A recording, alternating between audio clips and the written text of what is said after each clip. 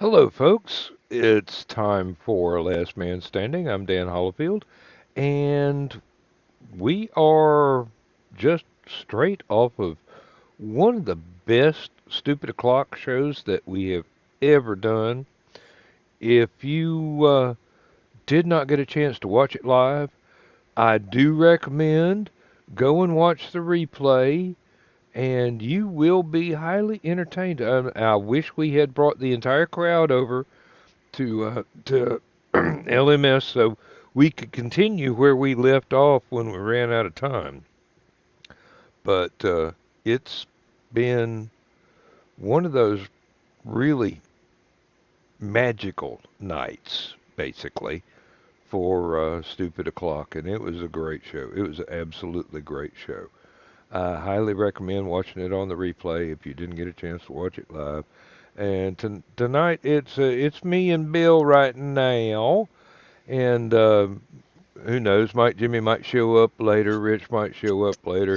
Anybody might show up later. We've got one loyal viewer here, so and it's probably Bill. Uh,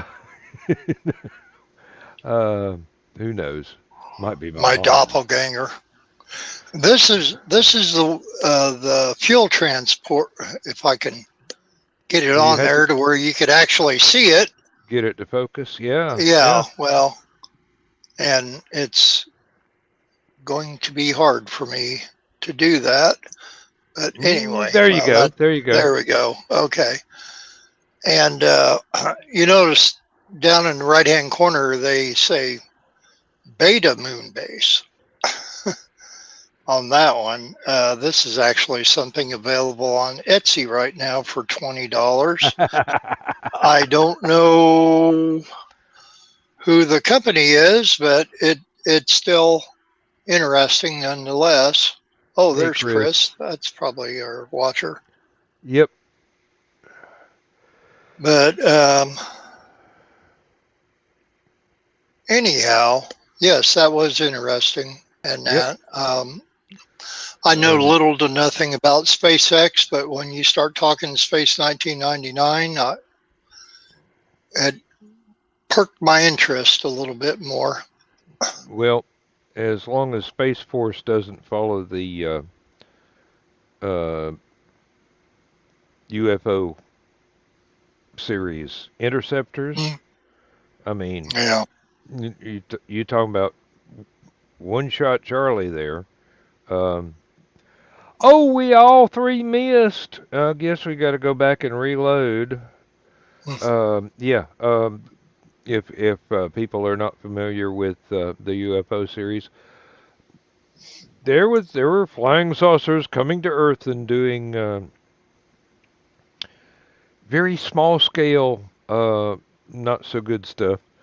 And the moon base was established to try and knock them out before they got here.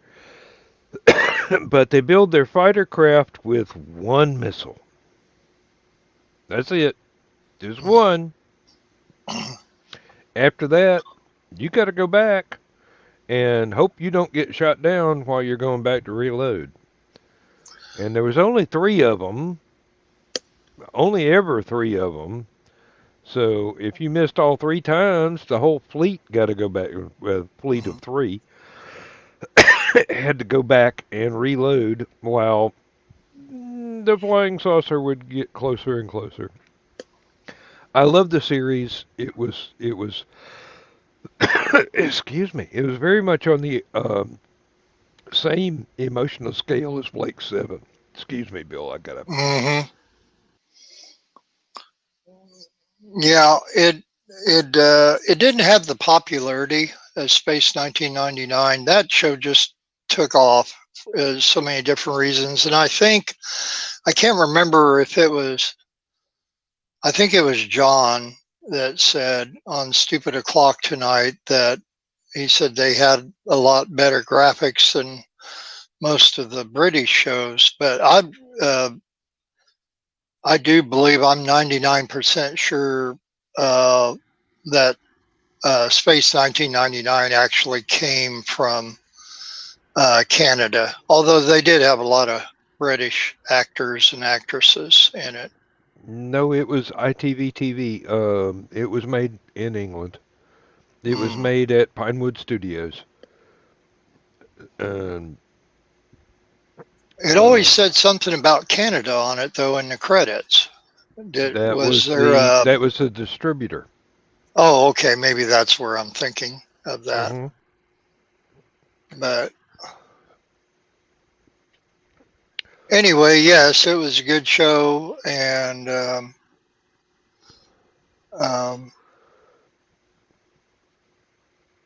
of course, we lost a few of them Lost from the show. lost a bunch of them. I mean, Yeah. that was the well, was it the 80s? Um, I do believe. Well, it UFO. started in '75, I believe. Oh, okay. Well, UFO was earlier 70s, and then Space 1999, and then I believe. Oh Lord, not so sure. Um, I'd have to look up the timeline for the different shows. You also had the original version of Battlestar Galactica. You had the um, Gil Gerard version of Buck Rogers. Mhm. All both of those were U.S. productions. Gary Larson, wasn't it?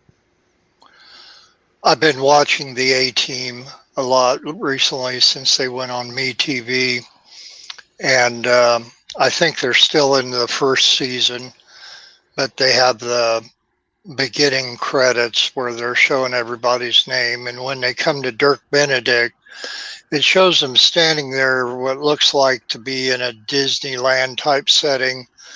And one of the Cylon Yep. soldiers or whatever comes walking by, and he kind of like, I you I know, I kind of remember that. Yep, because kind of he a was he questionable recognition of the character, basically. he was the original Starbuck in the Hmm. original Battlestar Galactica. Yes, indeed. Um, Yeah. that was that was one of those shows that it was good and it was bordering on soap opera, but without the overblown, uh, ridiculous personal Oh, interactions of a soap I opera. I was going to say they blew a lot of things up now. Come on, Dan. I know, and it was science fiction, so they took a lot of creative license with the laws of physics and a lot of other things, but they did stay fairly close to what uh, personal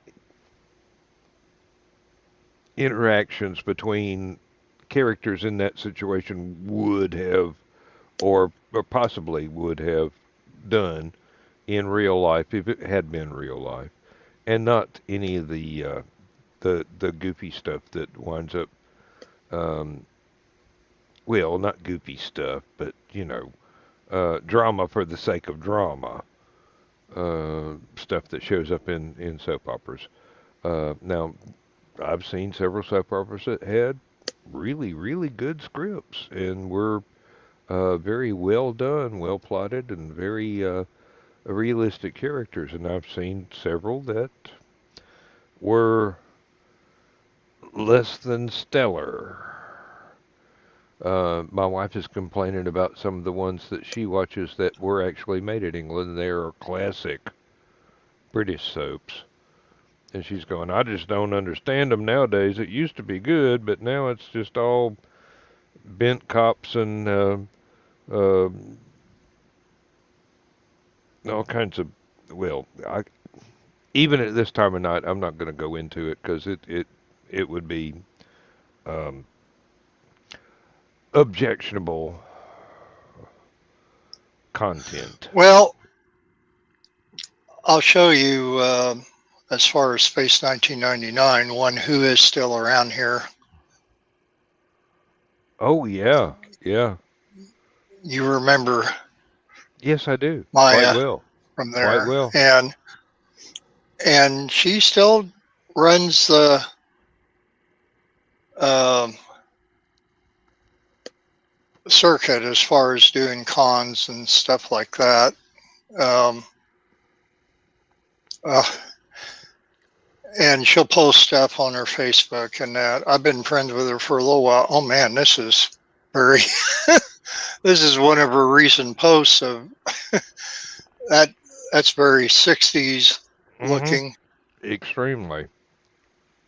but anyway, I enjoyed it. I enjoyed it um, simply because in the mid '70s you had reruns of Star Trek to watch. Um, and like what you mentioned as far as Battlestar and Yeah, yeah, but that was more 80s than 70s. well, it started in the late '70s, but still, yeah, it 79 or thereabouts. uh, It was Buck Rogers stuff like that. I did not get. I got into Battlestar a little bit. Buck Rogers, not so much because I watched so much of the original Buster Crabbe serials oh, and got into that. I just, you're a fan of one or not the other or both or whatever. And hey, they did have one episode where Buster Crabbe right, was a guest yep, star. yep. Um, but that's neither here nor there. Uh, there were an enormous number of experimental shows around the same time in the m- mid 70s to late 70s. Um, and we're talking pre Star Wars, basically. I think Jerry Anderson's UFO was one of those. Um, I know for a fact that Blake Seven was one of those. Um, Doctor Who had been on since 1962, 63. I forget. And yeah, '63. And I got to watch a lot of Doctor Who because of PBS. Oh yeah, Um, a great service uh, there. all the Space 1999 and that because it was in syndication. But Now there anyway, was another show called Project UFO, which is mm, basically a retelling of Project Blue Book files, actual UFO sightings that had gone on record in the United States, and it was meant to be a debunking show. That it would start off, it was all, hey, here's these ships from outer space, and then by the end of it, you would wind up with the two main characters, the uh, Air Force investigators from Blue mm, Book, debunking everything, and yep. it was a dash of cold water for the fandom hysteria for that sort Well, of thing. But that was so prevalent in the '70s, but all the UFO was right alongside with um, Bigfoot and hmm Loch Ness monster and all that, and so where the fandom started with the UFO stuff, it was really cheapened because of the company it kept. And I liked that Project Blue Book show. I wished it was lasted longer than a season. yeah, Um, I think it only lasted one season.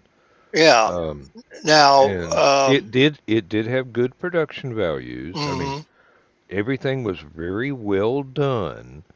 It was just one of those um, glass water in the face to cure hysteria sort of uh, uh, Mm. premises, basically. And people did not want it to be debunked. Well, They wanted the fantasy. They wanted the imaginative element. right, and it was actually literally taken from the files. Yes, it So was. Yes, it was. everything you saw every week was what actually happened, as It was. opposed to what was imagined to have happened or whatever. Oh, I mean that this it is it this it it wasn't a scriptwriter's imagination. It was no. taken from the actual reports that were filed in the 40s and 50s and 60s. Hmm. Yep, and But the I direct. agree. Some people wanted to watch just the fantasy part or whatever, and Yeah. I get that. I mean, that's entertaining too. I mean, Lord knows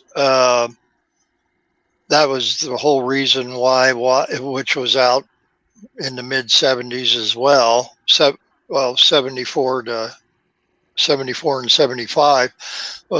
Kolchak the Night Stalker. Oh yes, yes. Because good grief, what monster was he going to deal with this week after the two ABC movies took off, Hmm. and then they started the series? It got to be really entertaining. And that now the second version of that the one that they just called the Night Stalker that came out in the early '90s. I did not care for that at all. That was really um, I could compare that to Supernatural, but I actually even liked a lot of the episodes of Supernatural, but at least the earlier ones. But it just the whole idea of him just going out and trying to find what killed his wife and everything. And although in the first movie they alluded to Carl Kolchak's wife in the past tense, of course, but you never saw her. Well, no. Um, Kind of she was. almost like They didn't even do a Columbo's wife. flashback. Yeah, they didn't even do a flashback. They just, No, she's gone, and but they went from there. Um, let's see, what? I'm remembering something from. Roy Thinnis, The Invaders, Quinn Martin production from the hmm '60s, about the same time period as uh, Voyage to the Bottom of the Sea, Lost in Space. Um, uh, what was the one with the really neat spaceship? Uh, Planet of the Giants, and then Invaders, and they were all really, really well done, well directed, well acted. Um, kind of had cheesy special effects, but nobody knew oh exactly what they were doing at the time. yeah. Um, Look, I it was was going to say, look at Lost in Space. Yeah, it was the '60s. You Hmm. had this budget. This is what you could do. That Batman made campy popular with the Hmm. kids. That Yep. was what it was all about. And so otherwise you could think, well, and that's when they went to do the Lost in Space movies, 20 some years, 30 some years later, or whatever. They Hmm. were trying to get away from what the TV series was about. But there's still actually a lot about the TV series that, yes, if they would have improved on special effects and Well, it I was think some for of the writing was fine. the time period. The special effects didn't have anything to do with it. I mean, people were used to Yeah. the late '40s and all of the '50s uh, sci-fi movies, and they didn't have a budget for special effects worth a damn. But Well, they did a none of the lot with the. Irwin Allen, Oh yeah.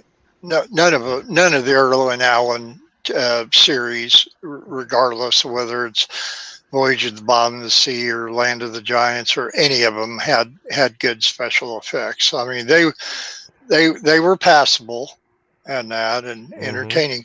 But you mentioned the Invaders a little Yes. bit ago, and I want to ask you. Uh, well, first, if you've seen some of the reruns recently, and I know MeTV used to show it, and I got kind of all hyped up because when I was a kid, I really used to like that show a lot. Now that I'm watching it again, I'm thinking, wow, is this like The Fugitive? Or I mean, I don't have the same excitement for it that I did back then. Well, it was supposed to be The Fugitive Mm-hmm. with sci-fi elements. That was the intent. You've got this guy running around from place to place. Nobody believes anything he's got to say, and the bad guys are very, very good at disguising themselves. Mm-hmm. And he's always trying to expose what they're doing while staying a step ahead of whoever it is that's hunting him. And it's very, very much the fugitive. Um, but And then uh, again, the Incredible Hulk was like that too, but it exactly the same, really yes. got a little more in depth into things. And then, of course, by the 70s, I think people weren't thinking about The Fugitive so much. There were probably a lot of people that weren't born when The Fugitive was out or Well, too this young is to true. even remember it. But Hmm.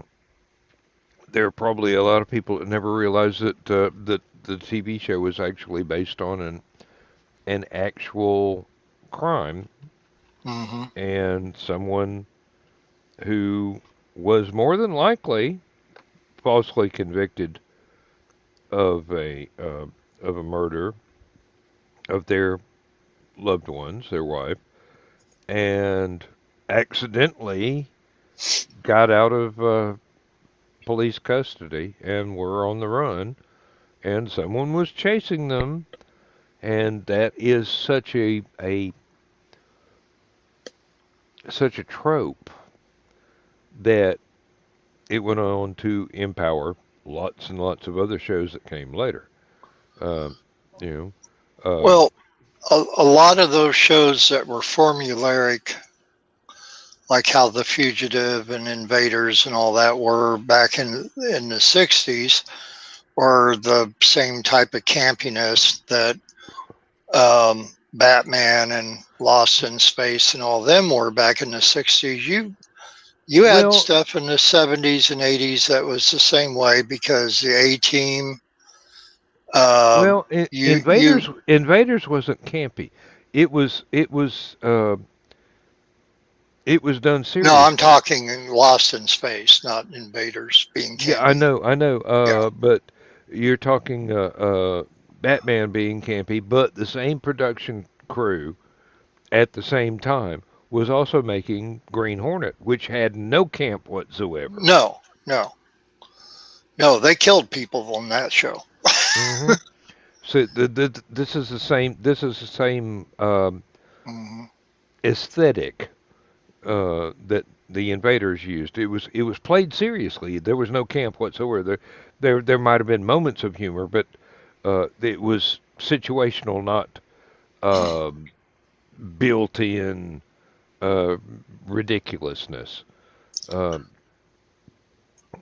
But and you could take a show like The Dukes of Hazard, which the people watched the show because of the General Lee and the chasing and how how the Duke boys are going to get away from Boss Hogg and Roscoe P. Coltrane this week or whatever.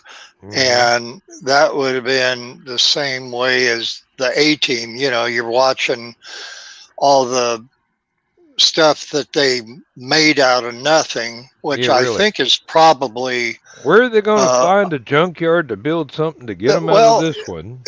it's almost like a precursor to MacGyver. It's like saying, well, MacGyver got the idea from the A Team or whatever.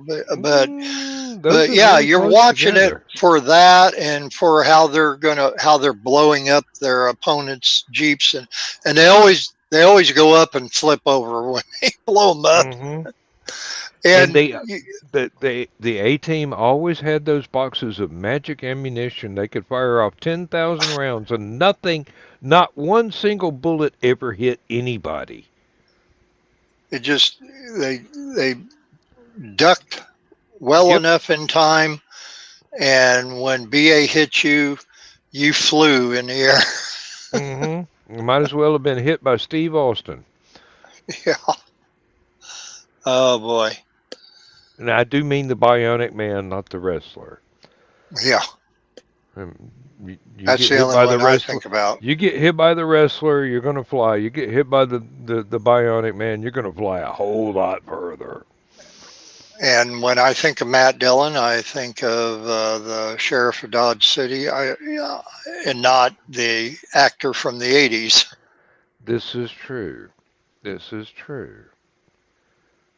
But Um, there are those people who will remember it the exact opposite way, and that. But I mean, I like a lot of different shows for different reasons. excuse me. Going into it knowing that it's going to be this type, or what's going to happen in it, and that's why I continue to watch Kolchak when I can, Hmm. or one of the other ones. But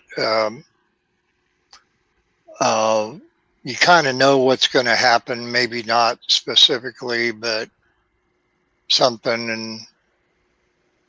And there are plenty of the shows that kind of trip you up every once in a while. When Henry Blake got to go home, and nobody knew exactly what was going to happen. All the actors on MASH didn't know until the day of them Yep. filming it, and I then you go, remember. "Wow." I I remember that quite well. Yes. Hmm. Although it was years later when I was watching it in reruns that I got to see the complete thing. Because Hmm. basically, when it was new, I was not the one picking channels for the TV, so I did not get to see uh, uh, all of the development until I was grown in on my own and got to pick my own TV channels. And thank God for uh, at the time cable TV because there was no satellite at the time. Um, you got to watch at least 2 episodes a day because it was in syndication and the channels you could get would show that. And if you were really, really lucky, you would be able to finish that 2 hours and switch to a different channel where the syndication would be on a different schedule. And either you got the follow up episodes or you got a whole different season Right. because they didn't have any intention of being in sync with the rest of you. You didn't get 4 hours a day of a continuous story. That was back when you could, well, you didn't have anything better to do after work than sit down and watch TV. And when Weren't no commercial internet. breaks became longer and longer and longer, they actually would cut out entire epilogues of episodes of TV show like Andy Griffith or whatever it would be that you're watching. And then it turned around, and because it had been so long, I'd buy it on, I bought, what was it? In recent years. The complete series to What's Happening with Raj, Dwayne, and Rerun. And I thought that show was very funny. But I never knew when I was watching all the reruns at the time, no pun intended, that I was missing out on the epilogues. And so it was almost like watching a new show, at least for the Mm-hmm. last 3 minutes of it, and same way like with Welcome Back Cotter. Now, I did watch those shows in the mid 70s when they were brand new. So, and they always started out Gabe telling his wife one of his uncle jokes. Mm-hmm. And the show ended with Gabe telling his wife another uncle joke. And that's how it did for a couple seasons at least in the show when Well, it was yeah, new. that was his And they stand-up would routine. start cutting the final jokes out. Mm-hmm. Have to stick in more commercials somewhere. Somewhere along the way, television went from uh, basically uh, four 12-minute acts with 3 minutes worth of commercials in between each act to 12 sets of commercials with a minute or two of show in between. And that's when folks decided that they wanted to watch something else, go elsewhere, start buying VHS tapes of either uh, uncut and basically unedited episodes of this, that, and the other thing, or movies, and dropping away from basically commercial television. And now there's not that many over the air things to watch. You either got to have cable or satellite or whatever, and there's more commercials and less show for every hour that's on over and over and over again. And I And just people heard went to on, streaming. yeah, I just heard on WBBM today that the long running soap opera Days of Our Lives um, is going to go to streaming only and not be on a broadcast channel anymore. They're talking that this could be not really the beginning of the end of broadcast TV, but they say that it's definitely hurting them, especially with soap operas, which I'm not a viewer of, but I know plenty of people who are. And I know it's still a popular thing, otherwise, it just wouldn't exist. Hmm. They cut out a lot of soap operas over the decades and then put on Yes. all the afternoon shows with people you don't even know who in the heck they are now that are getting them.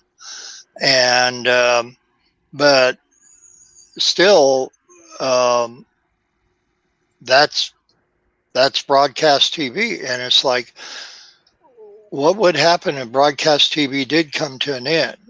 Now, that's just, it's unheard of. And the FCC ruled that you're supposed to be able to watch broadcast TV for free on an antenna, and of course that was um, just unheard of for what about almost 20 years, and that you couldn't take your regular antennas watch anything, and then they would make those little converter boxes that you could hook up and then take an old TV and use your old outside aerials to actually watch something again because everything switched from analog to digital. And of Yes. course, now they just make digital antennas, which cuts out the converter box altogether.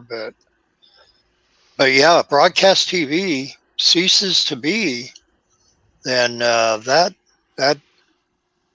really is a kind of a death blow. But Well, I Hope it never think happens, but I think something will survive because there's not that many radio stations that broadcast Morse code anymore. I mean, it's actual music. So the times evolve, formats evolve, and people's and or expectations. devolve. Yeah, people's expectations of what they want and what they need, which are sometimes two different things, uh, evolve, and sooner or later, you get something that's totally different from either your childhood or your parents' childhood or your grandparents' childhood. Well, what you said about the music, you remember back in the 80s when everything was going from live disc jockeys to all pre recorded stuff. And, you know, I think a lot of people thought we would never get back to, and I think it was a lot of the talk radio stations that had the on air personalities there, which is what they refer to them now. Don't really call them jocks anymore, but that helped to bring back a lot of the live uh, talent to the local stations that do play music. We have one I often refer to, oldie station over in Champaign, and man, I'll tell you, if it wasn't for the live on air personalities that add their own touch to everything and tell a backstory about certain songs. I brought up the thing about Elton John's Tiny Dancer being about Bernie Taupin's wife last week.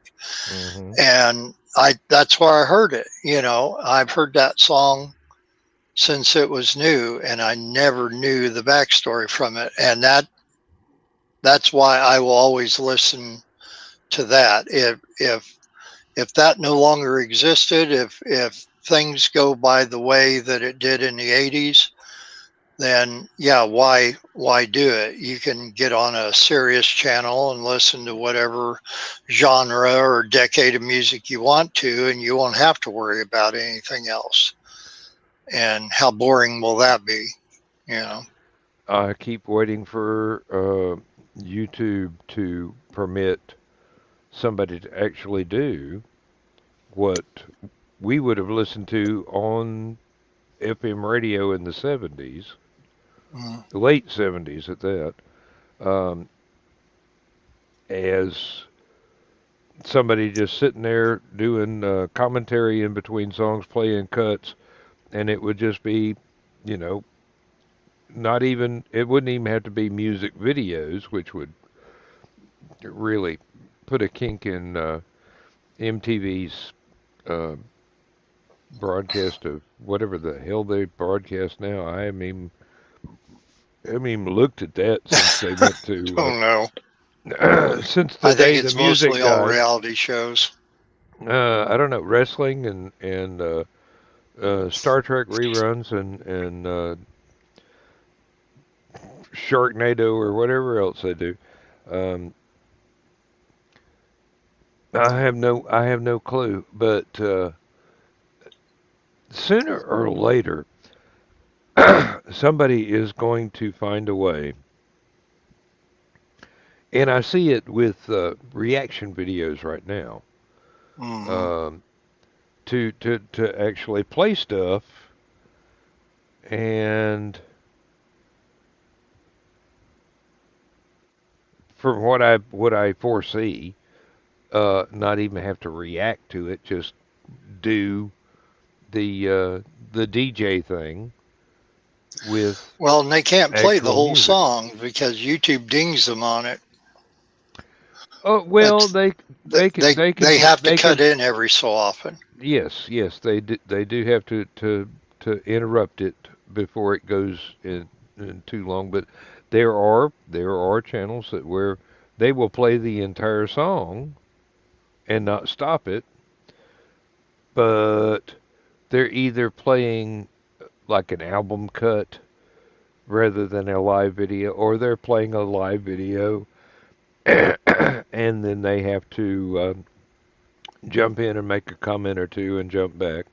Um, Speaking of albums, uh, the other day I picked up a 1968 copy of the Beatles' White Album on the Apple label that has the Beatles embossed on the cover and not printed in the black ink like they would do later on.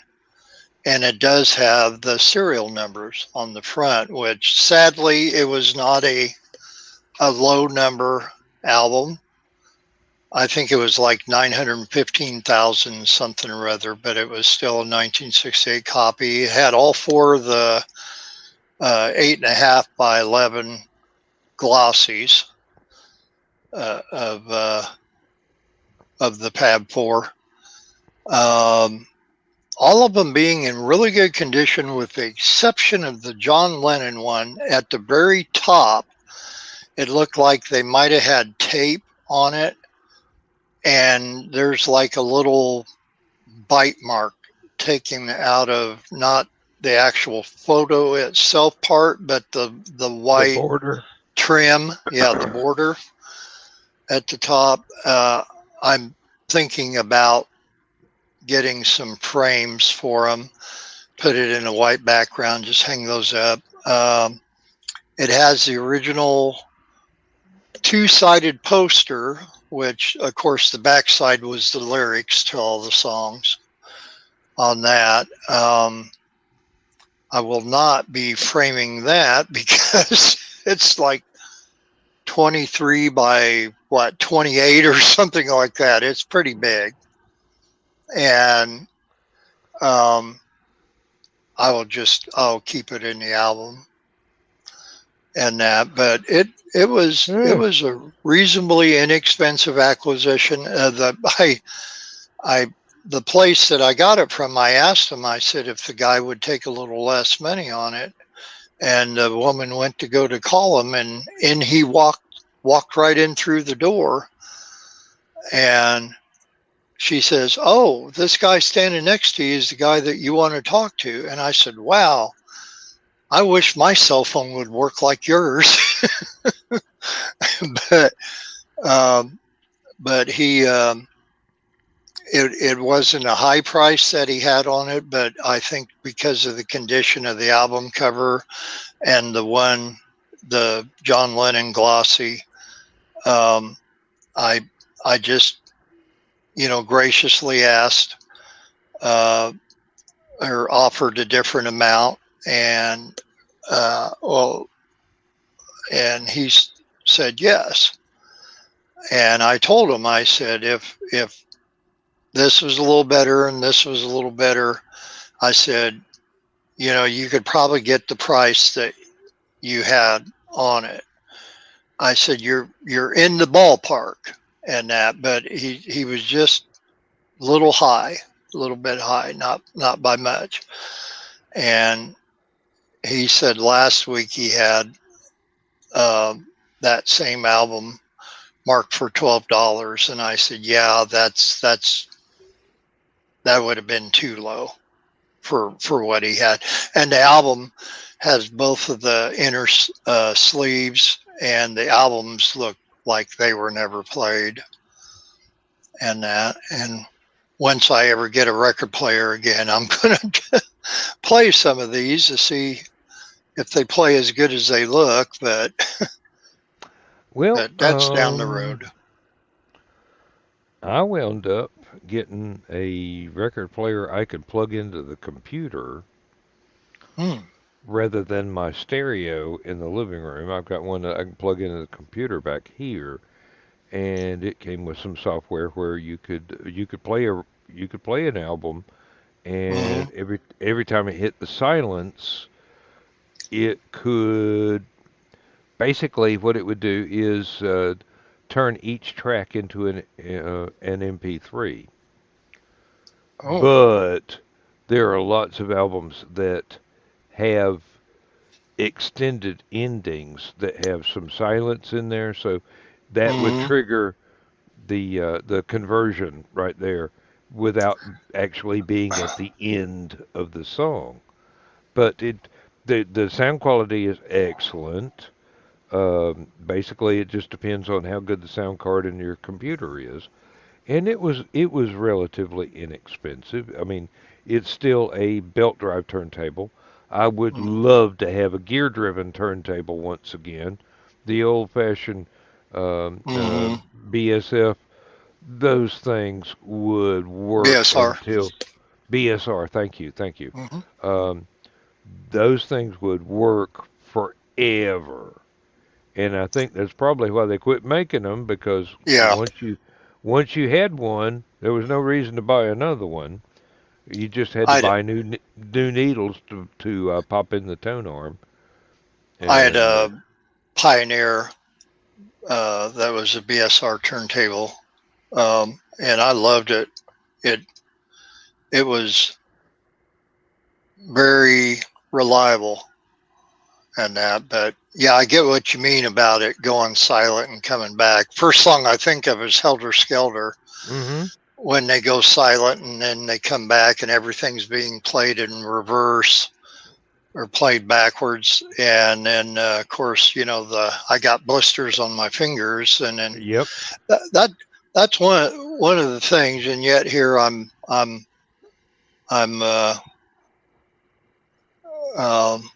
saying something again about the station here, WKIO, which is our oldies station out of Champaign.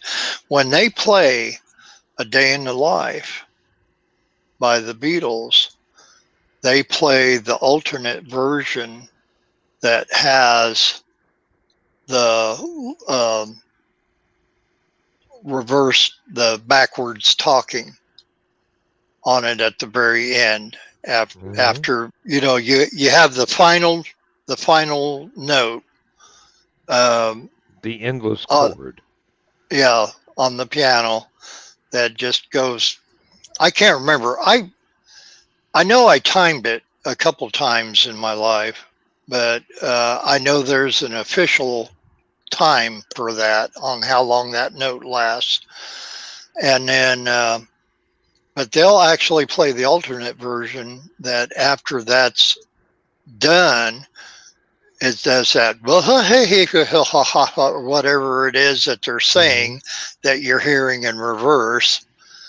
And it's very loud, it's very annoying.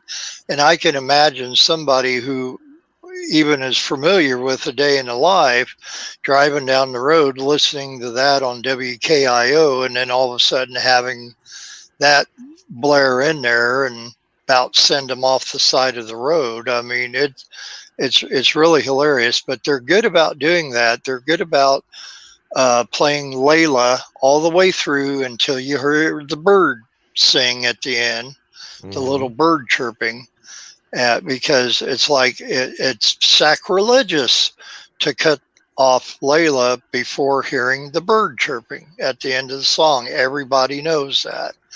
But the one thing they don't do, and I'm going to, next time I see Mike Hill, which he's the on air personality, and this guy is a plethora of rock information. Um, they play Chicago 25 or 6 to 4. They play the single version. Ah, So no Terry Kath wah wah pedal guitar solo. And I'm like, how can you do that?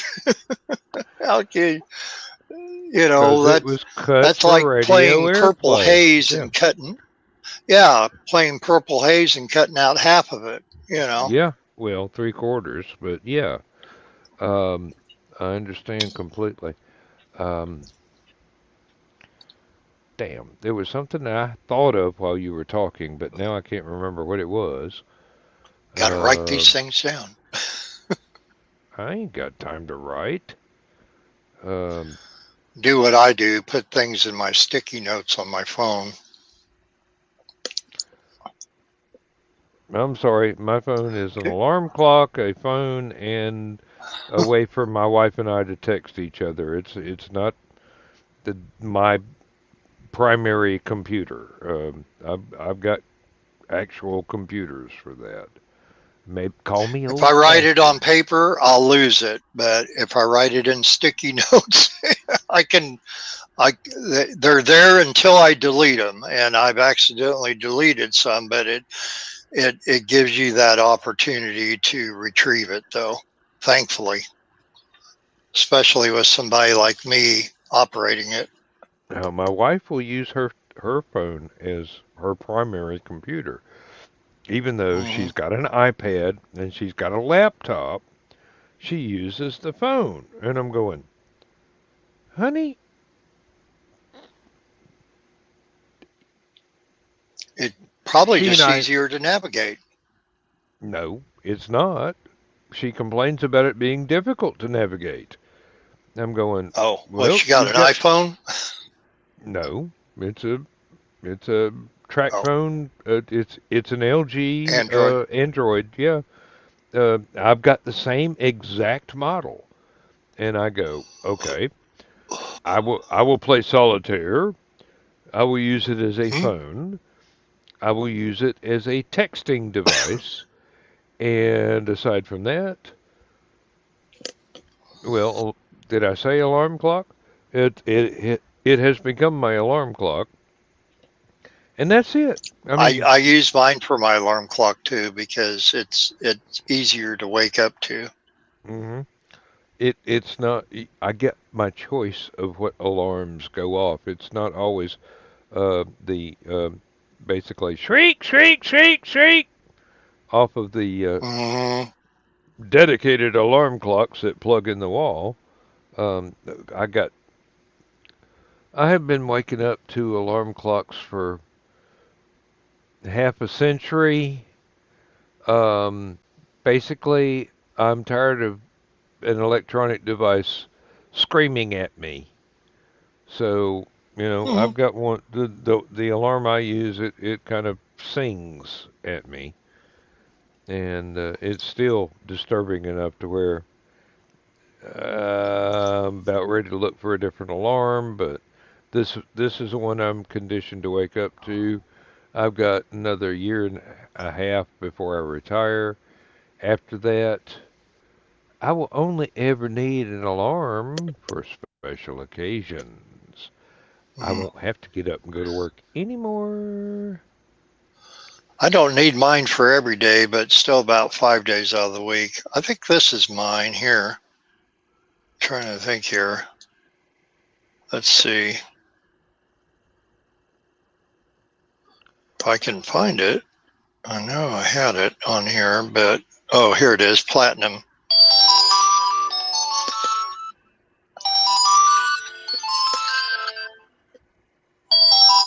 And it may sound louder to you on your end, but it's not really.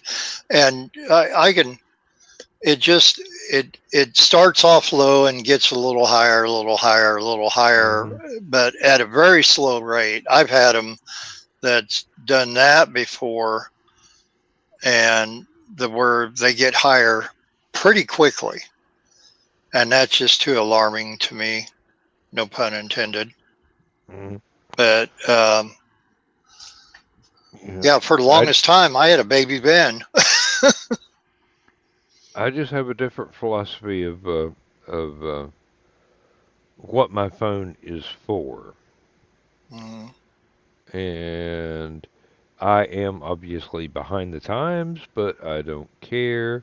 I've got actual computers to do actual computer stuff. I mean, I've got three sitting here right now. Two of them are on. The third one I hardly ever turn on because it's still set up with Windows XP, mm, and it has been instructed never to update itself again so that it doesn't get ruined going to some newer version of Windows. The one I'm using right now for streaming, it's going to go to Windows 11 someday, and I'm not going to be able to stop it. I, I wish I could, but I'm not going to be able to. and that will screw up everything. I'll have to buy new versions of several vital programs that I use on the streaming computer. And I'm going, if you just leave things alone, everything will be fine. But no, I cannot turn off that update. I would love to just stay where it is until, say, Windows 12 or Windows 45 or whatever is the next stable version that actually works, and not the piece of junk in intermediate stages. It's like every other version has really sucked, and the alternates really are Well, pretty good. It's sort of like Star Trek movies. Every other one is very um, not quite as good as the alternates. So, the odd numbers are one way, the even numbers are another way. That's what I'm trying to say. Um, and there goes the thunder again. Um, I hope I don't. yeah, we I had hope a I don't get a horrible power storm outage. that came through. Yeah, this afternoon we had one. It was a pop up, but it had winds like you would not believe, and it produced a bunch of cold air funnels that people were taking pictures saying, "Oh, tornado, tornado," and you look at it and it's just a cold air funnel. But yeah, you know, besides the Motorola phone, the only other thing that I have for a computer is the tablet that I use for the Yeah. shows. And I'm fine with that. I don't need a tonnage of stuff to do different things because, for one, I'm just not smart enough for it. Well, Uh, but the I have. Samsung tablet operates like my phone, so that's the that's the reason why I buy them. And Hmm. but I heard that there's Android phone coming out now that has an iPhone price to it that supposedly has like a supercharging system that will charge the phone 30% inside of 2 minutes. It starts charging it really quickly, and then I guess when it gets close to being fully charged, it slows itself back down to prevent any damage from the charging, and of course, the safety factor of Yeah. it as well Yeah. for something getting hot or blowing up or catching fire or something. Well, And I've got a Windows tablet that I take to conventions or when I go traveling, and mhm, then I've got my iPad that I use basically because on my desktop computers, Facebook is wonky. It yeah, jumps, and you can try and click on something, but chances are what you're trying to click on is not going to be in the same spot your cursor is hovering over by the time you reach for the button and you click. It's going to be something totally different. iPad, hey, it's stable. Um, it doesn't show me the same things I could have on the desktop or on the tablet. I could have Facebook open, and there's a totally different arrangement of posts on each one. I'm not seeing the same thing. It's not identical. Um, I, c- I, I can go to Facebook on my phone. Um, Usually I don't see any reason to. Occasionally I will use it to check messenger messages while I'm at work, just in case there's something vital that I need to know. But don't really use it to reply to anybody because I'm at work and my phone has no internet access except my data, and I'm not wasting money on data. playing on the internet all day. Um, when if well, I couldn't even take my tablet or any of the other or the iPad or anything to work because I don't know there's no public Wi-Fi. There's stuff for maintenance. There's stuff for Mhm. management. There's print servers scattered all over the building, but there's nothing. We're not supposed to be online while we're at work Right. unless it is for work. So that's one reason why my cell phone is a very very limited service device. I'm not expecting to be uh, cruising the Google searches or some shopping channel or whatever on my phone at work because that's a good way to lose your job is to be playing around on your phone. De- Depends on the job and how old you are, because I think if you're a young kid working at a Walmart or whatever, they're not really going to care. I was in line today, and this guy who is a nice guy, he's 20 something year old kid with blue hair. Hmm. Go figure. But he helped me Right. out on some stuff with some chargers and that in the past. And so he was running a cashier, and he's, while he's waiting on the guy's ticket to print up ahead of me, his receipt, he's doing this Hmm. right there with the camera on him and everything. They don't care. The people that go around and pull the orders, the grocery orders for the people, they're doing the same thing. They don't, and uh, it's there's a lot of things that's gone out of the window because of COVID and people not wanting to work afterwards. Um, with your uh, how you're supposed to look at work. The cleanliness factor and that, the issues with tattoos being Hmm. visible or invisible, or, covering them up, different things. It's on, and it's like, good grief, you know. Uh, this is really hard to understand it, but I think that a lot of these people know that these companies are hurting enough now that they're going to overlook a lot of that stuff. Yeah, people can get away with a lot of stuff now that was definitely forbidden back in the day.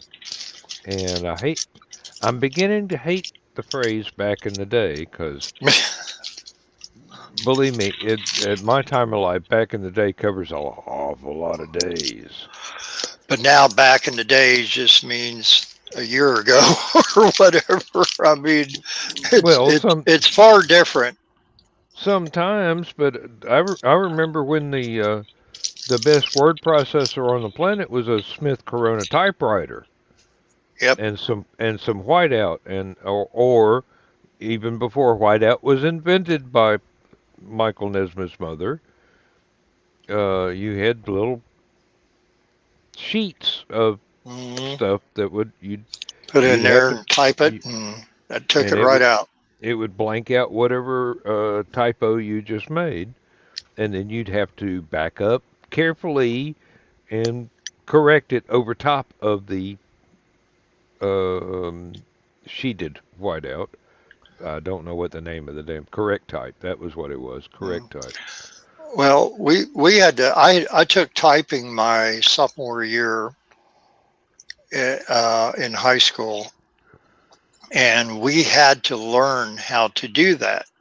Mind you, whiteout was readily available, Hmm. but they said whiteout was not a proper way of doing things because it was like gunking something on, and yes, it's more visible if you don't do it properly. It's, yeah, you can tell it where all the whiteouts are on it, even Mm-hmm. if you type the correct letter or numeral or whatever over the top of it. Mm-hmm. But they wanted us to learn the other way to doing it, and yeah, it took some talent to do it. Yeah, yeah, it did. At one time, I was enrolled in a typing class as a precursor for doing. Basically, it was a computer programming. It was supposed to turn into a computer programming class where you were using punch cards. So you had to learn to type before you got to the punch cards. And there were so many people that wanted to learn how to use those old school computers that by the time it actually got to programming and the typing class was over, the company said, screw this, we're not paying for it anymore. Y'all come back Mhm. to work. So, yeah, I actually was paid by my employer to go take a training class to learn MS DOS, Windows 3.1, and Windows 3.11 using a computer that did not have an internal hard drive. You had to swap floppy disks around all the time. And once Uh, again, I know I've said this before in the past, but I'll say it again. I'm glad I wasn't into computers, whether it be a home computer or had to use a computer at the time at the jobs that I was at that required doing all that, because just of all the nightmare stories that I've heard about that, and or mm, about dial up or anything. yep, I had I went through several dial-up modems. I was right there. My first home computer was built by Tandy, a Radio Shack, and it Mm-hmm. you plugged cartridges in the side as if it were a video game, a home video game. And I had used that thing and upgraded it and upgraded. It actually wound up by the time that real computers came along, I had a 5 1/4 inch floppy disk drive that would hook up to my TRS-80. And there wasn't an awful lot to do. Nobody had written that many programs that would work on that particular computer. And it was an actual computer, just a very, very, very simple one.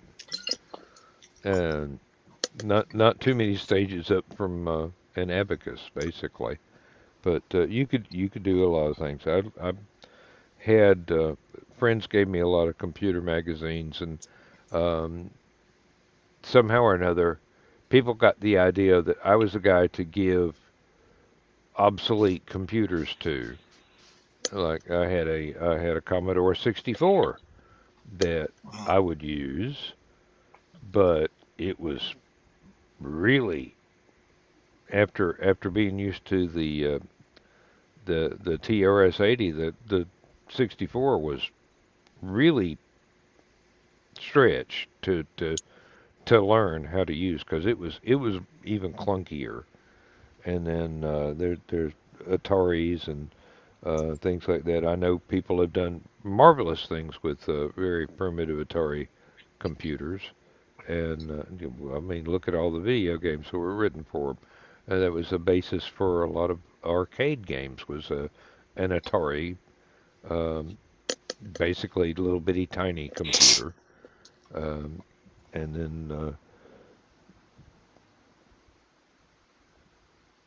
386s came along, 486s, Pentiums, And then everything just kept getting wilder and wilder after that till we reached the state we are now in many, many years later. Um, Progress never stops. Sometimes it's fast, sometimes it's slow, but it never stops. It just keeps right on going whether you want it to or not, which is, why you get constant updates on different computers now from different things. Might be an individual program, might be the operating system, which is sometimes frightening. My iPad just updated the operating system uh, just tonight. And I'm going, okay, well, maybe this will fix this, maybe this will fix that. There's, I don't know, 100, almost 200 different apps in the iPad, and I might wind up regularly using 10. Hmm. And then the rest Well, of them are there in case I wanted to use them, but don't have much use for them. the And reason then, why Laura has iPad and iPhone and iWatch and iEverything was because they're supposed to be so reliable on the security. no, Um, not, it's, yes, they are. uh, They are. the their built-in antivirus, and that she said that there was high praise on it. She read a lot of reviews, and that's what the main thing that made her decide to go with that. Having said that, about a week ago, um, we were texting back and forth with each other, and I get this text from her. She said, "You said that already. Why are you repeating yourself?" And I'm like, "What?" And she told me what I said, that supposedly I repeated myself. And I said, "No." And she sent me a screenshot of it, and it showed, like, if I said, "Did you list anything on eBay?" It would show that text, my original text, and then two or three duplicates right below it. And it kept doing that for about half hour, 45 minutes or more, randomly, not Yeah. continuously, but randomly. And then, so she's something seriously wrong with her phone. Now, Yeah. her iPhone is not the latest, but um, But so it's functional. it was functional. She knew that at some point or another she was going to have to update it and get one of the newer ones, but she was holding off as long as she possibly could. The next day, after she gets off of work, she calls her dad at a certain time every day. She tried calling him 4 or 5 times, and it would not put the call through.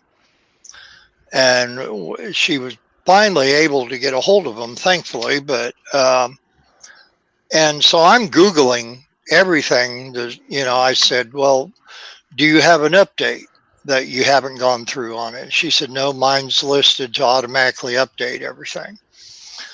And I said, "Okay." Well, and I knew she, the night before, tried to reboot it several times and restart the phone and that.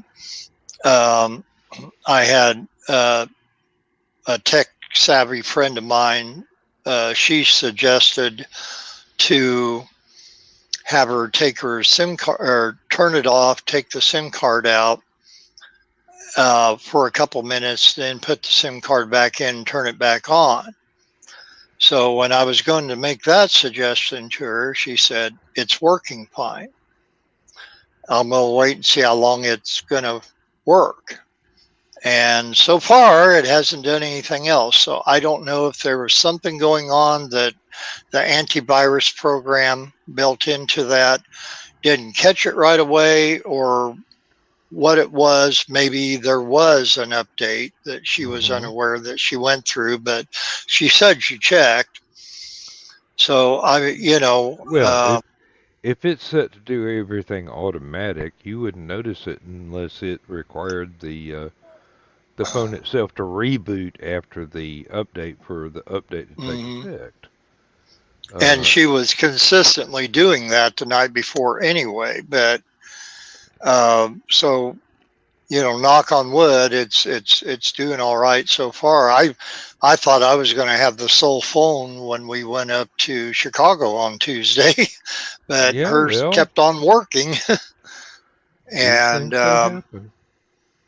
but sometimes you got to question the definition of progress with things, and between either things like that randomly happen, or right now too, you think about landlines.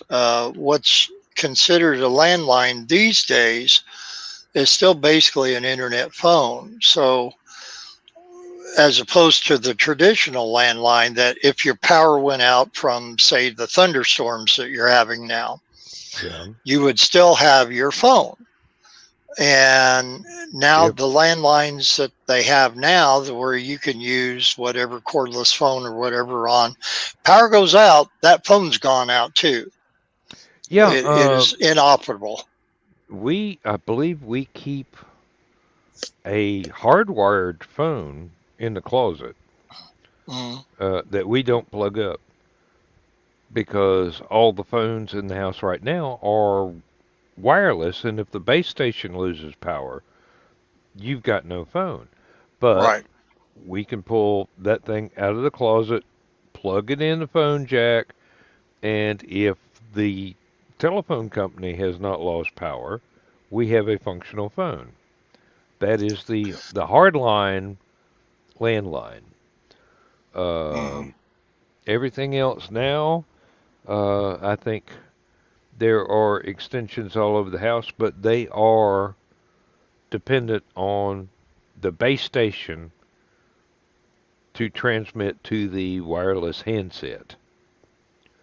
So you might have plenty of battery power in the handset, but if the base station goes out, you've got nothing. Your SOL. And Hmm. up here, AT&T was the only landline provider for a long time. And um, the people who still have existing accounts with landlines through them, they have to keep them going as long as it exists Hmm. uh, with the person. So if they shut it off and start up a new account, they're going to find out that AT&T is going to say, "Oh, we don't service that in that area anymore."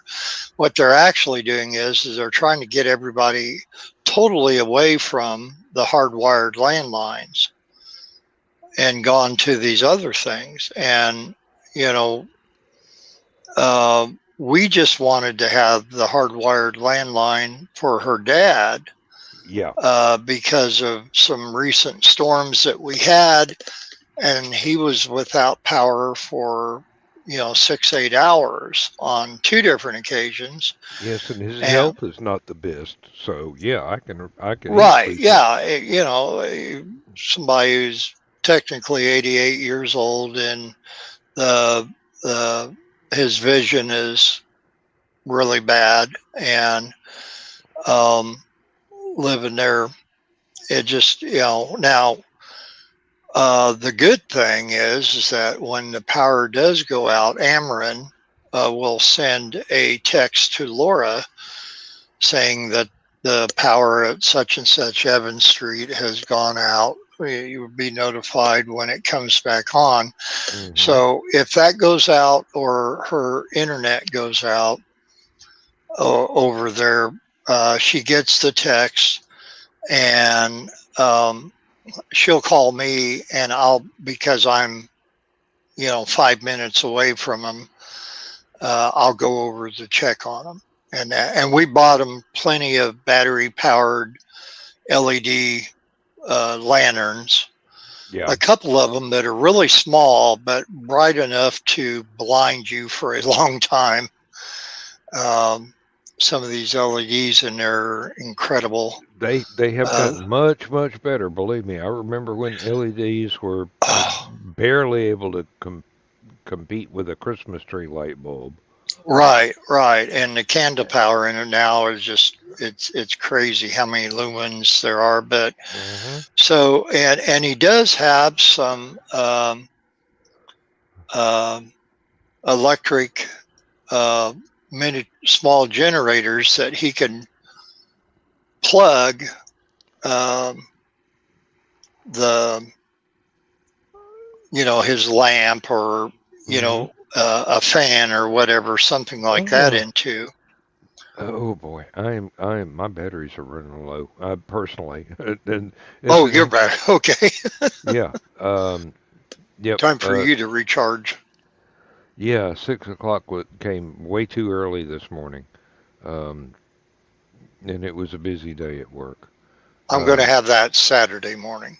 hmm. I'm going to be helping my little sister Jenny again on one of the sales, and it's supposed to be in the 90s and going to be real fun. So, be Yep. doing 8 hours over there with her, and then which I'll still be on the Stupid O'Clock show Saturday night um, on that. But once again, I'll have to be highly caffeinated to get through that. So this is true. This is true. Oh, we've got several of the LED lights, like you were saying, just battery powered stuff for emergencies. Um, we've got a AM/FM weather alert radio that you can put a battery in, or there's a hand crank on the side as a final Mhm. fail safe. And then we've got 100 candles and about 15 different oil lamps with full containers of Mm. lamp oil. Um, so we're used to uh, being ready for the power to go off for whatever reason, whether it's a just a bad thunderstorm or a tornado or Mhm. snowpocalypse. The wires actually get weighted down with ice and snow and break, and it might be 2 days without power. We've got a little camp stove with bottled gas goes on it for emergencies. We've got firewood. We've got the grills outside that I could actually, if it's in the middle of a blizzard and the power goes out, I can go out there and fire up the barbecue grill with firewood rather than charcoal and cook very, very good meals because I've got lots of camping gear. I'm used to. I've been doing primitive camping since the early '70s, and well, actually, my family had been doing it since the '50s. So I've got a little bit of experience in Yeah. uh, how how to cook a hot dog over a wood fire, or you know, open a can of soup and heat it up, or uh, actually throw a couple of steaks down and wrap up some potatoes in tin foil and go for it. It's all in um, what you have experienced before and what you're prepared to do in emergencies now. Um, I Sadly enough, with Laura's dad, we don't want any oil lamps or mhm. candles around him because of his vision. We just pick. We think he would be careful, but we just picture the worst Yeah, really. because In of just in something in that happening. case, the battery powered LED lamps would be really the best option because they are very, very safe. And Hmm. one of those like I said, the battery powered and hand crank uh, radio. We can get weather reports. We can get AM. We can get FM. Although it's getting hard to find an AM station anymore. Um, Yeah, I got him a weather radio that is plug-in or battery powered. I don't know that he's ever used it now. He has a lot of small battery powered radios that he would listen to a lot. He's always wanting to listen to the news. He could do that 24/7.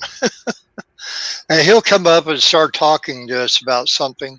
Did you hear where China is doing blah blah blah? I'm like, where'd you hear that? Oh, it was on the news today on Fox or on WBBM or on whatever station he happened to be tuning into, hmm and thinking that he just was hallucinating something. And then a little bit later on, lo and behold, I'd hear it on the radio.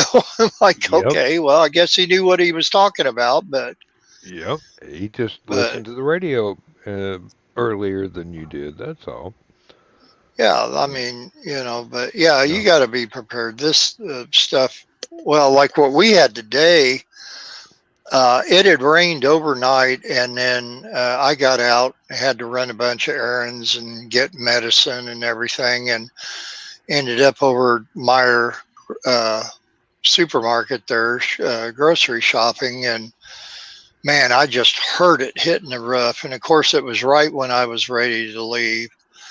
And I stood there in the breezeway with about 10 other people for at least 20 minutes or more, because it wasn't so much that it was raining so hard, which it was, but it was horizontal rain because the hmm wind's coming out. And that was just this thing that was coming up from the southwest. And then Laura, I'm texting her, hey, because I know she was coming over my way to get her haircut and everything today. I was texting her, be careful on 74 driving over here. We have some really bad storms and a lot of high winds. And she's telling me over there in Champaign, it's just sunny and they didn't get a drop of it. And just the way that it came up. Usually, if it comes out of the hmm northwest going southeast, they'll get it. But the way it came up today, they and Oakwood got it over here too, which we're 10 miles west of Danville. But so anyway, it's you never know. You never know when it's going to happen. And This is yes, true. it's good to be prepared. And sadly, everything in my apartment is electric. I when I when I lived across the street from Jenny in the yellow house, I had a gas stove that when the power went out in the wintertime, I could turn that on or turn on some of the burners, which is not the smartest thing in the world to do, but it's better than freezing. I have even got an old kerosene stove, a kerosene heater out in Mm, the barn. I don't have kerosene to put in it, but in an emergency, I it will use lamp oil, which is mm, basically white kerosene. mm. Um, now, it would probably smoke more than with actual kerosene Oh because yeah. I don't think the lamp oil has been purified quite as well as actual fuel grade or uh, heater grade kerosene. Yeah, yeah, you definitely get the fumes. hmm That's one reason why it's in the barn and not in the house because those things produce a lot of CO2. Um, Remember the old kerosene heaters that were the I tall tubular? I had That's I what had one. I had one. Yes, indeed. I have not we. seen it since my first wife and I got divorced. I think that went to a yard sale that I did not know about until after the heater was gone. But then that was my first wife for you. She did a lot of stuff that I did not know about, and things just kind of mysteriously vanished around the house. And We had one before they had the automatic shut off feature if it got tipped over. mm, We had one of the more dangerous ones, and Dad would not allow it in the house. It was mainly bought. My brother was working on cars out in Dad's garage, and it was bought to be out there. Um, and then, of oh, course, he had a big old salamander heater and that too. But at yeah, one they were. time, at one time, I had a cast iron coal burning stove, Hmm, and it had a nice flat top on it. You could put a couple of full size frying pans on it. Had the regular.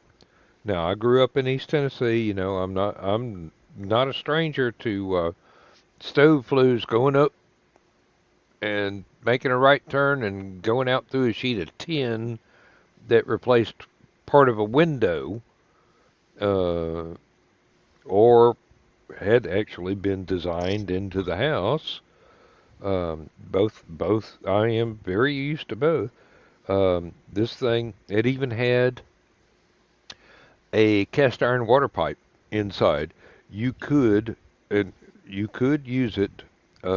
Take off a couple of set screws on top and bottom, and run water through it. It would be a water heater as well as a cook stove and a mhm, house heating stove all at the same time. It was the model was called a laundry stove. hmm, So inside where you would put the coal or the wood and build your fire, it would heat up the cast iron pipe with water running through it. Instant water heater, basically. mhm. But we never used that function of it. I just thought it was a neat thing to have just in case. But there was several years there in the mobile home where that was our heat for the wintertime. And there there there is still a place in Athens where you can go and buy bags of coal. I mean, they were like 25-pound bags, which are Mhm. basically like a big bag of dog food or cat food size. And now it's the uh, it's the only place I know of where the owner gave a challenge. If you could find any other place that did this, he would provide you with a very expensive Stetson cowboy hat, but it was uh, they made mattresses and sold coal. Hmm. So if you could find any other place in the state that did the same thing they did, those two products juxtaposed against each other, you'd get a free cowboy hat. And as far as I know, the original cowboy hat he bought to give away, just in case somebody found one, is still wrapped up in plastic in his office because nobody else was making mattresses and selling coal at the same time in the same store. So, you Yeah, Menards has, of course, they sell the wood burning stoves and that, but then they also sell the converter kits for people who want to like burn other things like corn, things like that. That's going to, that would be the pelletized fuel stoves, wouldn't it? right. Yeah. Yeah, And, yeah. and it, I had a friend of ours we used to reenact with. They bought this big 2-story or 2.5-story brick Italianate house right on the Wabash River Mm-hmm. by the Illinois-Indiana state line, and it was it was an old, drafty house, really, really old, and it was heated by propane. But of course, propane being so ungodly expensive, Mm-hmm. um, even in Indiana, um, they rarely used it, and they they refilled the tank once a year to keep the contract in with the company that they were doing it through, which I think was Overpeck. But anyway, they had just little electric heaters throughout the house. Mm-hmm. Depending on what room they were going to be in, they would take the heater in there with them on that. But then down in the dining room, they had uh, a converted wood burning stove that burned the uh, corn pellets and that. Mm-hmm. And actually, I think it burned the cobs as well. But anyway, the corn pellets burned hotter and a lot longer than wood. And that was the reason why they went to that. And this big old drafty house that was almost 100 years old at the time, that wood burning stove would make the living room, dining room, and the kitchen nice and toasty down there. Oh yeah. It didn't Oh yeah. didn't do every room downstairs, but what it did do, and their cost to fuel that was a lot less expensive than propane. Oh yeah. Oh Um, yeah. And I think the reason the pelletized fuel burns longer is because it's very highly compressed. mm-hmm, So exactly. it's it takes a while to burn through that. I will be right back if you wouldn't mind vamping for a few minutes while I run to the restroom. I'll leave the All camera righty. on, but I'm gonna mute my microphone because you know Yeah, I was gonna ain't say if nobody you're going, interested in, ain't nobody interested in hearing me flush. So you know, I was I'll gonna be say I right would have back. to vamp about Niagara Falls. Probably either that or typhoon or Yeah, tidal wave or something. but yeah, well, I think it's neat that you have alternative ways to heat your house and stuff. When we went up north to Chicago on Tuesday, a lot of the housing up there, and not just the new housing, but just a lot of the districts up there, they have solar panels on a lot of the roofs. And I'm commenting saying, these are nice. I'm sure they come in very handy. But my fear, because of all the storms and everything that go through there, how reliable they are or not as far as against storm damage, whether it be in the summer or winter or whatever. And if they do get damaged, then how expensive is that to repair that panel? And I, it just, it's mind boggling. And I'm sure there's probably an answer there that I've just never run across because I never tried to do it anywhere I lived but I just, when I see them on the roof like that, um, that's just the first thing I think of. And because they get hit pretty big. Well, uh, last night and the couple of nights before that, there's times where they got hit up there and we didn't get a drop and a lot more. And it just, we've had this severe drought going on Mm-hmm. through most of July and now a little bit into August, although it's kind of calming down some.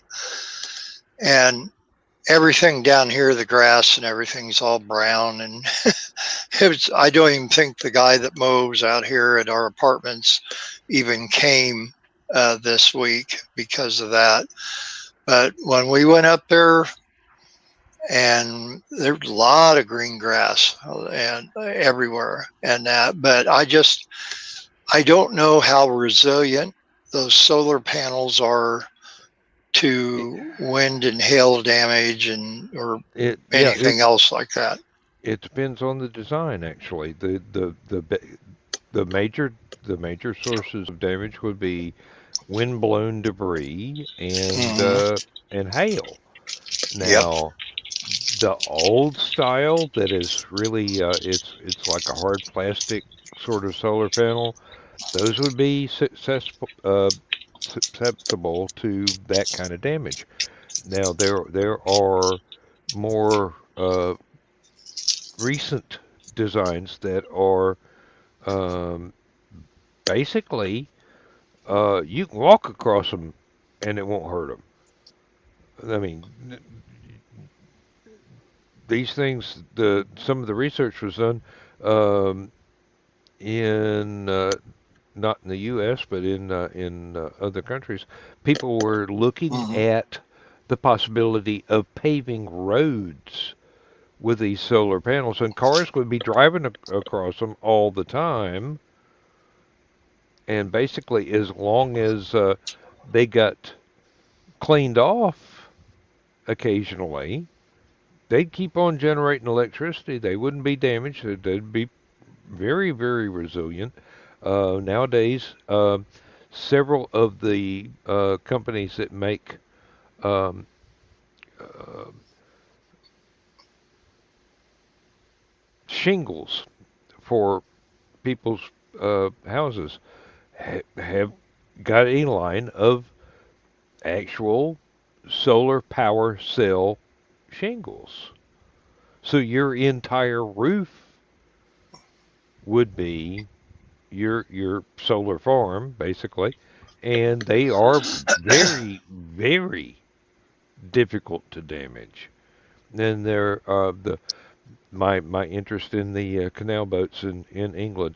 A lot of those have um, the more fragile flat panels that they have to aim back and forth, and some of them actually have a minuscule, I mean, tiny thickness of solar panels that just basically they roll out whatever distance you can afford on the roof of the boat and plug it in, and once again you can walk across them and it's not going to hurt them, long as you go out there and keep them keep them clean.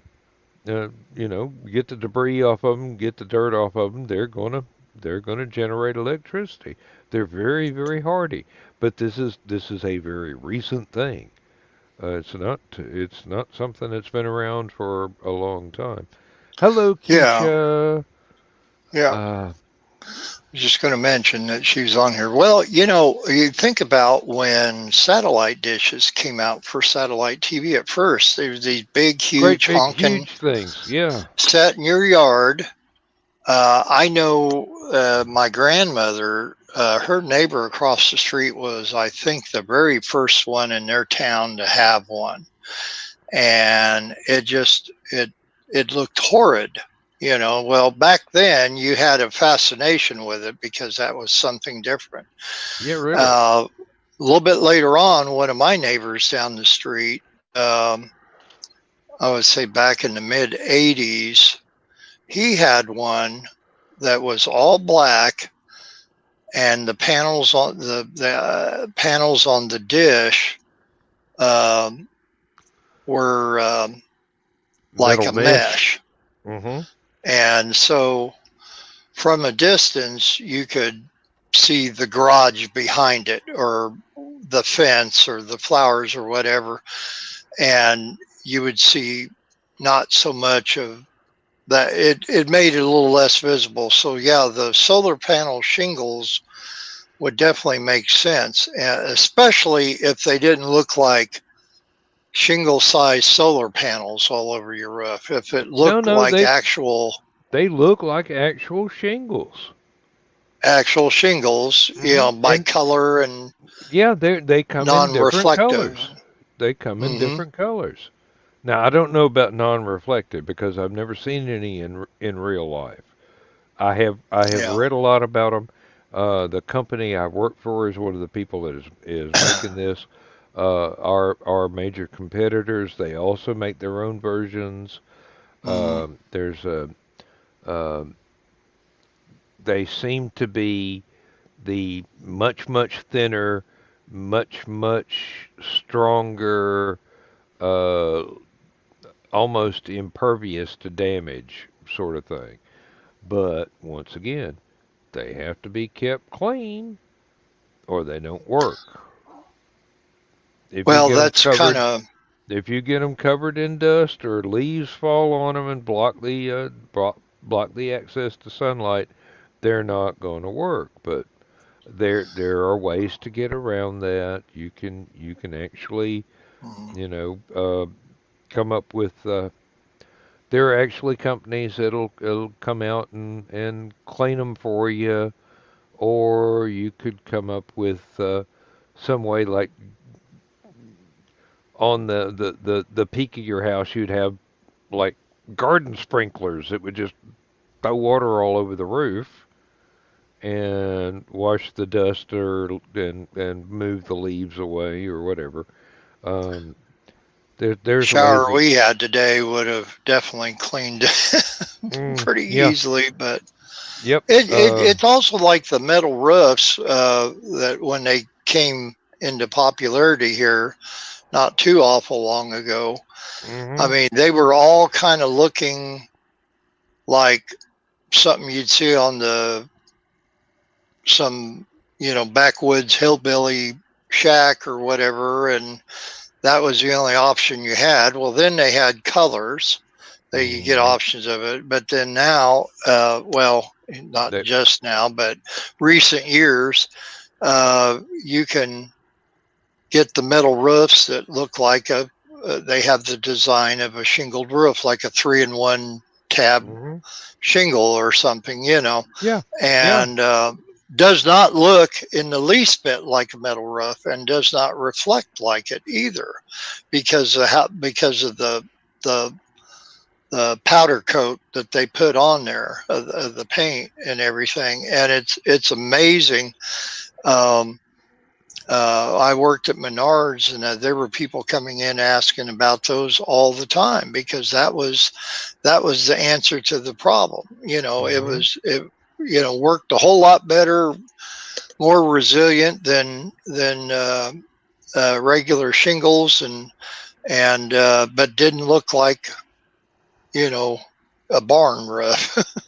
Yeah, yep. I know exactly what you're talking about. Um, I've seen those from a distance, knowing full well it was metal, and it did not look like metal. It looked like Mm, regular shingles, and it's, there's so many advances in technology coming along that or have already come along. Actually, both. Um, Already here and new developments that have not even hit the market yet. They're so experimental, but they mhm. will. They will. As soon as they get reliable enough, they will be offered to sale to everybody. There's a program here where the local power company will install solar panels on your roof and set you up with the storage battery and the converter and everything where your power goes off, your roof is generating all the electricity you need. When there's not severe weather and your power doesn't go off, it's still generating electricity, but now the electric company is buying from you rather than you paying them. And the only problem with my area is I have too many trees around the house. I'd have to Hmm. cut down a bunch of trees.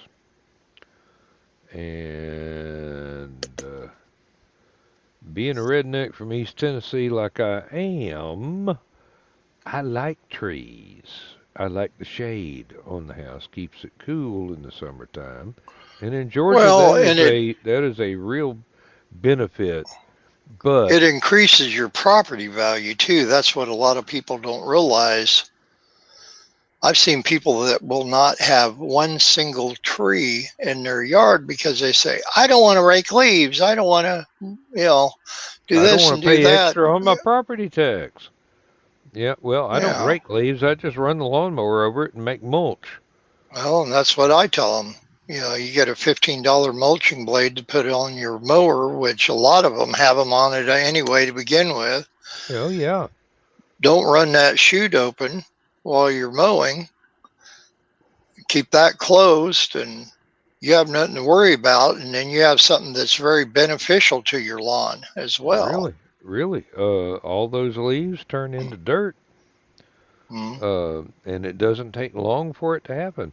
Well, we got a composter out back.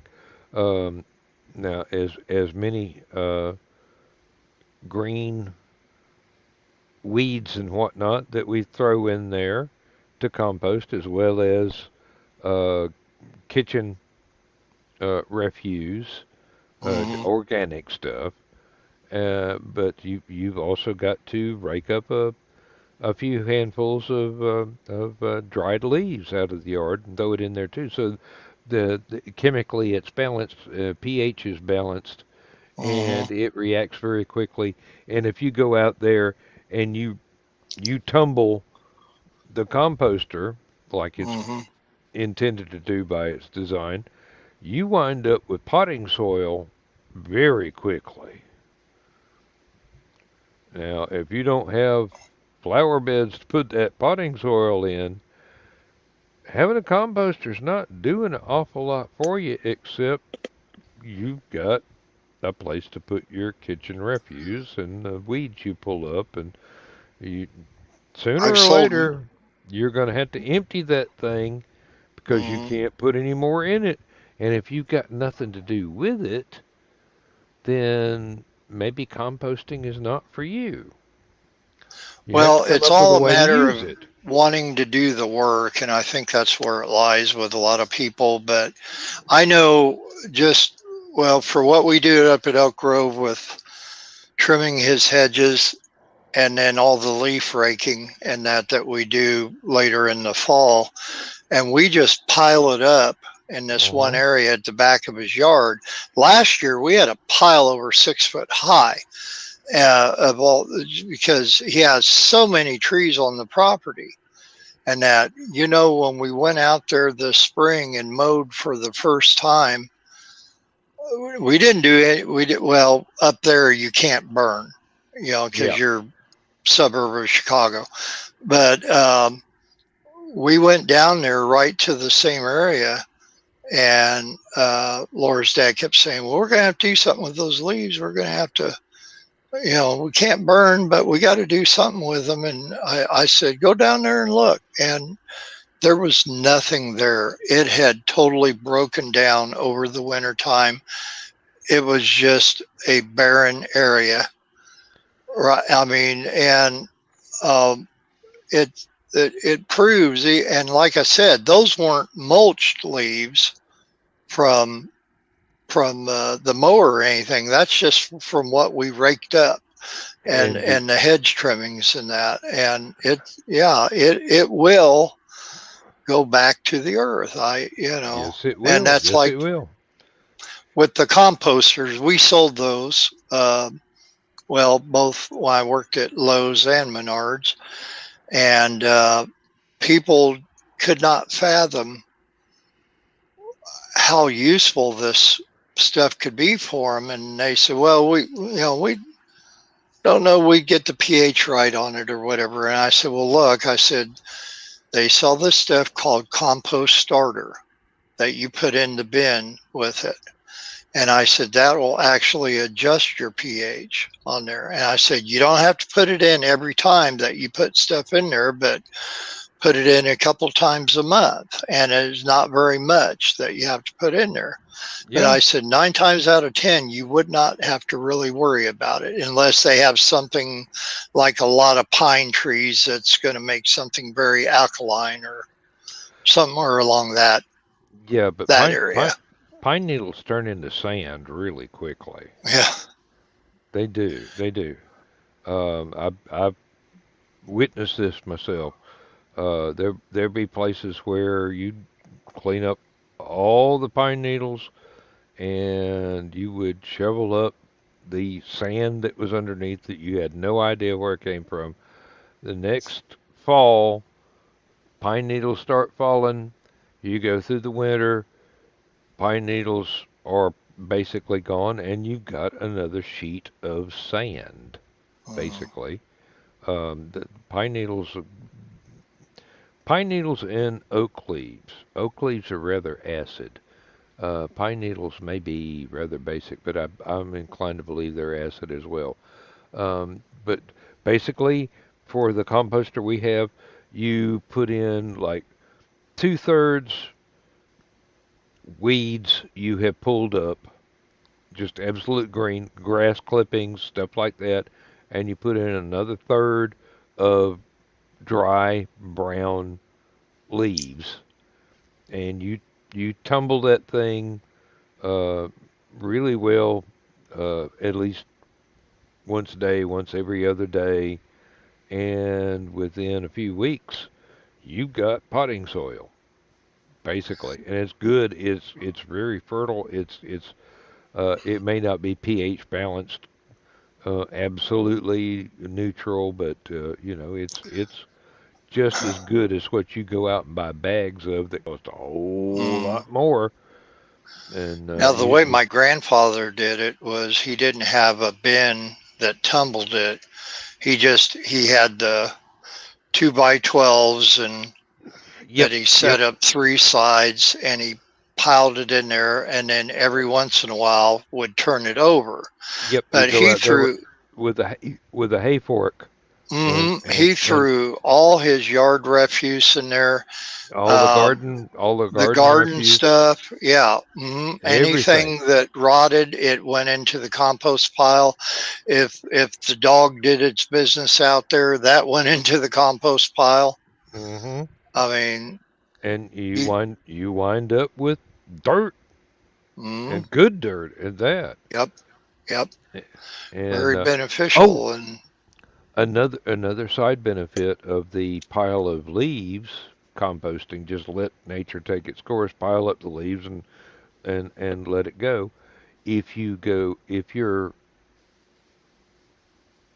If fishing is one of your hobbies, you will wind up with a worm farm underneath that compost pile. mm, You start digging down through there, you get to the actual surface of the dirt, the underneath the leaves, and you will have some night crawlers like you wouldn't believe. You got buckets of fish bait right there. I used to have a little postage stamp size garden in my parents' backyard when I was growing up, and my first interest of it that my grandfather got me into, and we had all the time when we were getting ready to go fishing. The night before, I'm out there with a flashlight and a little That's can, that's why and they call them night crawlers. Yep. yep, yep. And I would just and half the time there was no digging required. You just picked them up. I wouldn't even have to walk through the garden. I would just walk all around the corners of the garden and come up with a couple dozen night crawlers from that.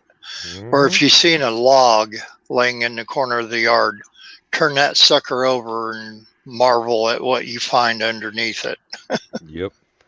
Well, Bill, we've gone 2 hours now, Yep. so it's time to tell the bedtime story and for us to go to bed because my alarm clock goes off in Um, ooh, five well, hours.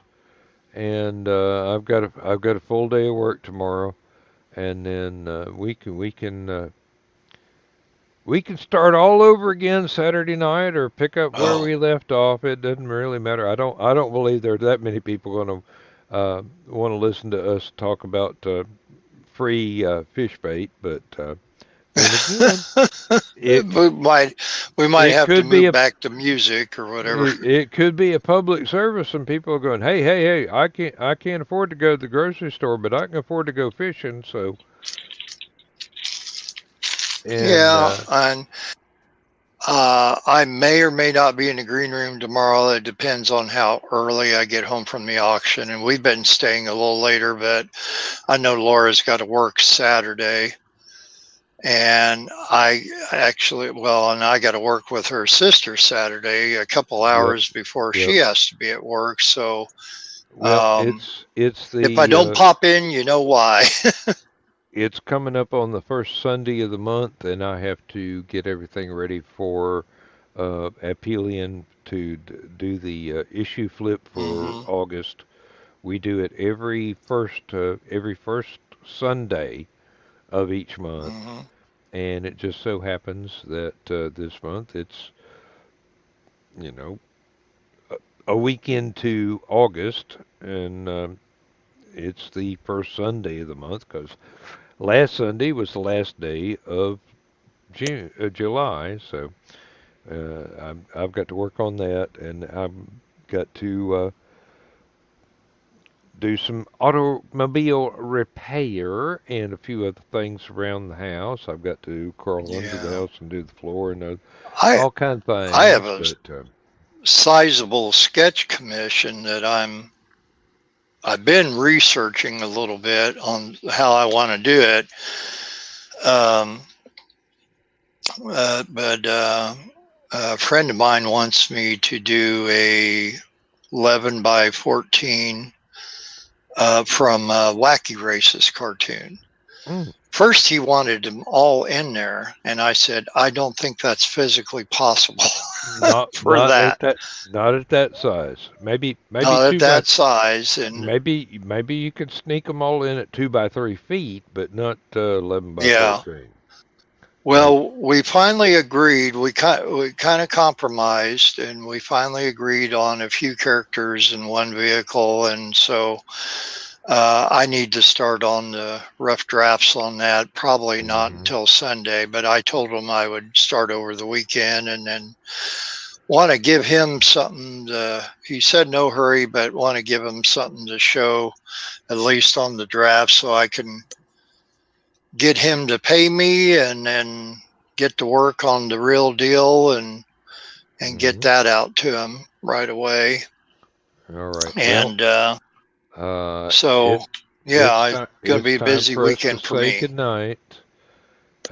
Yeah. But Thanks for having me oh, on always a there, as pleasure. always. Always a pleasure. And Yeah. you have a good time at the auction tomorrow, and enjoy Thank yourself, you. Mm, folks. Whether you're watching live or watching on replay, hit the like and subscribe and the notification stuff. I'm not trying to boost this so that I get monetized. I just want to know how many people are actually interested in listening to me blather on and listening to my guests with their interesting topics of conversation. So, it's a way of keeping score, basically. I don't want to get monetized because it means there'll be mm. commercials. I don't want commercials in my show. So, you know. All right, folks. Uh, good night, Bill. Good night, everybody at home. Good night, Mrs. McGillicuddy, wherever you are. And we'll see you anon. Bye, con Dios.